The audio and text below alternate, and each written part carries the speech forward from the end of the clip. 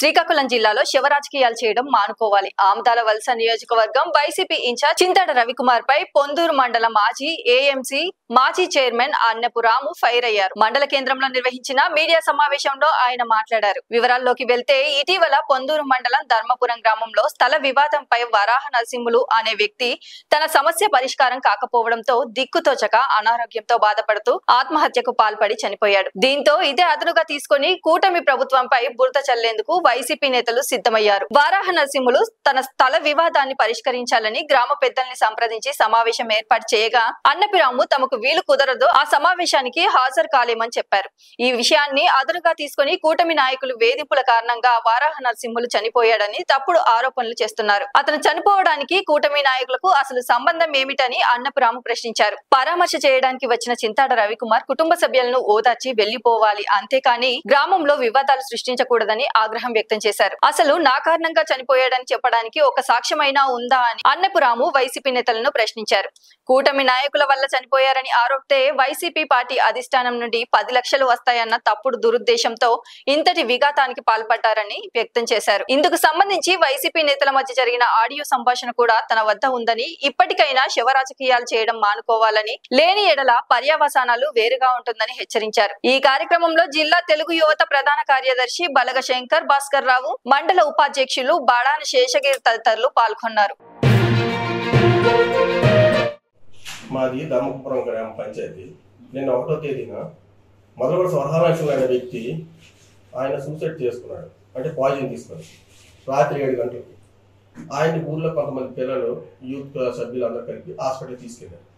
ఆయన మా పంచాయతీలో వార్డు మెంబర్, 2వ వార్డు మెంబర్, ఆయన వైసీపీ తరఫున పోటీ చేశారు. అలాగే ఈ గిరి అని అన్నిపు గిరి అని చెప్పేసి కనిమెట్ట ఆయన. ఈ గిరి ఏమో ఇక్కడికి ఎలా ఎంటర్ అయ్యాడంటే అన్నిపు అసిన్నాడికి వదిన కొడుకు గిరి. ఆ సుట్టర్కంతో ఈడు ఇక్కడికి ఎంటర్ అయ్యాడు. ఏమయ్యాడు, ఈ అన్నిపు అసిన్నాడికి 2 కొడుకులు ఉన్నారు. పెద్దోడేమో మిలిటరీలో పనిచేస్తున్నాడు. ఆయన ఈ మధ్యన ఒక ఇల్లు కొన్నాడు. ఇల్లు కొన్నప్పుడు ఈయనకేమో అమౌంట్ సరిపోలేదు. అమౌంట్ సరిపోతే ఈ గిరికేమో ఈ ల్యాండ్ అమ్మాడు. ఏదైతే ఒక 2 సెంట్లు ఉందో ఆ 2 సెంట్లు అమ్మి ఈ ఇల్లు కొనుక్కున్నాడు. కొనుక్కున్న తర్వాత ఈ మొదలవలస వరహాలక్ష్మి అనే వ్యక్తి ఏం చేశాడంటే, నిన్న అదే ఆ ఇంటి పక్కన అనిపు అసిన్నాయుడిది వరహాలక్ష్మి ఇద్దరు కంబైండ్ ఇల్లు, ఒక పక్క ఒకే ఇల్లు. ఈ వరహాలక్ష్మి ఏం చేశాడంటే వెనక పక్క నుంచి ఒక తావు ఉంటే ఆ తావుకి పైపు లేకుండా వాళ్ళని ఇబ్బందులు పెట్టాడు. ఇబ్బందులు పెట్టితే ఈ గిరి అనే వ్యక్తి వాళ్ళ పిండి అని చెప్పేసి ఈయన ఏం చేశాడంటే అక్కడ ఈ కళ్ళం దగ్గర ఈ మొదలవలస వరహాలక్ష్మి ఈయన కూతురికి ఏమో ఒక సైట్ ఇచ్చాడు. అక్కడ ఒక 2 సెంట్లు 3 సెంట్లు ఇచ్చాడు. ఈ గిరి పక్కనే ఉంది. అక్కడ నువ్వు ఇబ్బంది పెట్టావు కాబట్టి ఇక్కడ కూడా నేను తావలేదని చెప్పేసి వీళ్ళు పెద్దల మధ్యలో తిరుగుతున్నారు. ఆ టైంలోనే నన్ను రమ్మని అడిగారు. నాకు సమయభావం లేనందువలన నేను ఆ తగుకు వెళ్ళలేదు. వెళ్ళకపోతే నిన్న చింతాడ రవి అనే వ్యక్తి ఆడు వాటర్కి ఎక్కువ, వార్డు మెంబర్ తక్కువ. నేను ఎంపీటీసీగా 2 టర్మ్లు చేశాను. నా భార్య 2 టర్మ్లు చేసింది. మా పెద్దమ్మ 1 టర్మ్ చేసింది. మా అన్నయ్య 1 టర్మ్ చేశాడు. మా మామయ్య 18 సంవత్సరాలు సర్పంచ్గా చేశాడు. విలేజ్లోన మేము గౌరవంగా బతుకుతున్నాం. ఈ గౌరవంగా బతుకుతుంటే ఈ గాలికి వచ్చాడు ఒక మొదలవలస పాపర్ అనే వ్యక్తి. నిన్న పంచాయతీ అటు గెలిచాడు. ఈ గాలి నా కొడుకు గాలికి గెలిచినాడు. ఈడేం చేశాడంటే ఆ చింతాడ రవిని రమ్మని చెప్పి, రండి మీరు వచ్చి ఈ క్యాండిడేట్ మన మనిషిని ఎట్టి పరిస్థితుల్లోనైనా పార్టీ నుంచి కొంత డబ్బులు వచ్చినట్టు మీరు మాట్లాడి చెయ్యండి అని చెప్పేసి ఈయన అడిగాడు. ఆ వీడియోలు కూడా ఉన్నాయి, మీకు పెడతాను. ఏమని అడిగాడు, అది కనిమెట్ట గంగాధర్ అని చెప్పేసి ఆయన ఒక సర్పంచ్, ఆయన కూడా వైఎస్ఆర్సీపీ. ఆయనతో ఈ పాపారావు అనే వ్యక్తి ఏమని మాట్లాడాడు, ఈ గంగాధర్ అని ఎవరో పాజిటివ్ తీసుకుంటే మీకు మనకి ఏ డబ్బులు వస్తారంటే ఆ డబ్బులు రావు కానీ ఇలాగా కూటమి నాయకులు బెదిరించారు, బలవత్మరణం పొందారని చెప్పేసి మనం పెడితే మనకి జగన్మోహన్ రెడ్డి 10 లక్షలు ఇస్తారని చెప్పేసి ఈ ఎవరైతే ఈ వరహాలక్ష్మి కుటుంబం ఉందో వాళ్ళేమో సైడ్ ట్రాక్ చేశారు. సైడ్ ట్రాక్ చేసిన తర్వాత వీళ్ళేమో ఆ డబ్బులు వస్తాయని చెప్పేసి వీళ్ళకి ఆశలు కల్పించారు. ఈ వరహాలక్ష్మి అనే వ్యక్తి ఈయన వ్యవసాయ కూలి, మంచి పనుడు. ఈయనకి ఏం చేసినట్టు ఈ మంచి హైట్ పర్సన్, మంచి పనుడు, రాత్రి పొగలు పని చేసుకునేవాడు. ఈయనకి ఏం చేశాయంటే ఏవైతే ముడుకులు అదే ఏమంటారు చెప్పులు ఉన్నాయో చెప్పులు అరిగిపోయాయి. దానికి వీళ్ళ అబ్బాయి ఏమో మిలిటరీలో పనిచేస్తున్నాడు. మిలిటరీలో పనిచేస్తే వీళ్ళ అబ్బాయి ఏమో అక్కడ ఎవరో డాక్టర్ ఉన్నారని చెప్పేసి ఈయన తీసుకెళ్ళాడు, హైదరాబాద్ తీసుకెళ్ళాడు. తీసుకెళ్లేటప్పుడు అక్కడ 35,000 45,000 ఒక ఇంజక్షన్ వేశారు. దాని నుంచి ఏమంటే ఈయన కిడ్నీలు పాడైపోయి కిడ్నీలు పాడైపోయి ఈ ముడుకులు రావడం లేదు, కష్టపడడానికి ఈయన అంటే ఆయన శరీరం సహకరించడం లేదు. సహకరించకపోతే ఏం చేశారంటే, ఎవరైనా ఒక కుటుంబ పెద్ద అన్ని సంపాదించిన వరకు ఇంట్లో మంచి గౌరవ మర్యాదలు ఉంటాయి. ఈయన ఏం చేశాడు, ఈ ఖాళీ ఉండి ఈ మందు తాగడము, ఈ ప్యాకెట్లు ఆడము, అక్కడ ఇంట్లో ఏదో తగాదాలు వచ్చాయి. ఆ తగాదాలకి కుటుంబ కలహాలు వచ్చాయి. ఆ కుటుంబ కలహాలతో ఆయన బలవత్మరణం చెందాడు.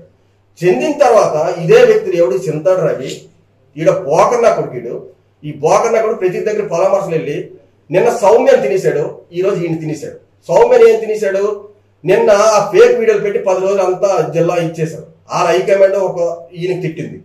లోకల్ ఇక్కడ ఏదైతే శ్రీకాకుళం జిల్లా మెయిన్ నాయకులు ఉన్నారో వీళ్ళు కూడా తిట్టారు, ఇలా ఫేక్ పెట్టేసి మన పార్టీ పరుపు పోయిందని చెప్పి. అలాగే ఈ వరాలక్ష్మి కూడా ఎవరైతే సౌమ్య ఎలాగైపోయిందో ఈ వరాలక్ష్మి పరిస్థితి కూడా అలాగే అయిపోయింది. ఈయనకు 2 పాలసీలు ఉన్నాయి. ఈ 2 పాలసీలు ఏం చేశారంటే దగ్గర ఒక 5 లక్షలు ఈరోజు బలవత్ మరణం పొందారంటే ఆ పాలసీలు రావు. ఏమో కట్టి పేమెంట్ వస్తుందేమో కానీ ఏ బెనిఫిట్స్ అయితే రావు. అంటే అతను సౌమ్యం తినేశాడు, ఇవతేమో వరాలక్ష్మి తినేశాడు. ఈ ఫేక్ పార్టీ ఫేక్ నా కొడుకులు ఇలా తయారయ్యారు. ఆ విలేజ్ లో మేము పెద్దగా ఉన్నాం, నాకు ఇష్టపడి నేను వెళ్తాను, నేను వెళ్ళకపోతే ఇప్పుడు ఏమంటారంటే నా మీద ఆరోపణలు.